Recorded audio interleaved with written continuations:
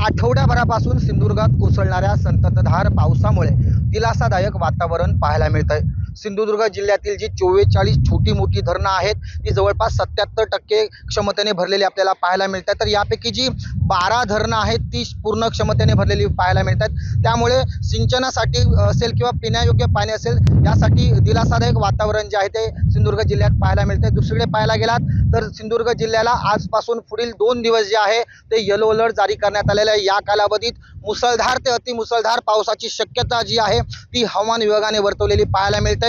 यासह पाहायला गेलं तर विजयदुर्ग ते तेरेखोल या समुद्र किनारपट्टीवरती 3.2 मीटर ते 3.7 मीटर उंचीच्या लाटा ज्या आहेत त्या उसळण्याची शक्यता वर्तवण्यात आली आहे। यामुळे समुद्रकिनारील जे पारंपरिक मच्छीमार आहेत यांनी सतर्क राहावं असं आवाहन प्रशासनाकडून करण्यात आलेलं पाहायला मिळतं। यासह पाहायला गेला तर सिंधुदुर्ग जिल्ह्यामध्ये या आधीच 2 NDRF पथकं जी आहेत ती तैनात करण्यात आलेली आहे आणि या सर्व परिस्थितीवरती प्रशासन आहे ते लक्ष ठेवून असल्याचं आपल्याला पाहायला मिळतंय।